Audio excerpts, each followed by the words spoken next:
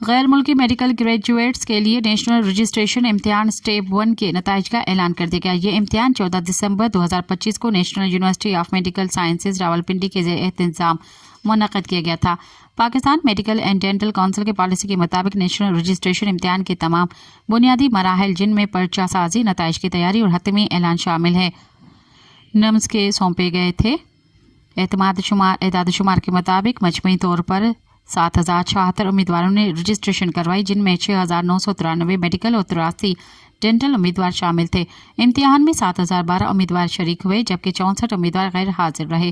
مجموعی طور پر 1,473 امیدوار کامیاب قرار پائے، جن میں 1,467 میڈیکل اور 6 ڈینٹل امیدوار شامل ہیں۔ میڈیکل امیدواروں کی کامیابی کی شرح 21.17% جبکہ ڈینٹل امیدواروں کی کامیابی کی شرح 7.30% رہی۔ سبسکرائب کیو عوامی نیوز HD کے تازہ ترین خبروں لا ॾिसंदा रहो عوامی نیوز HD۔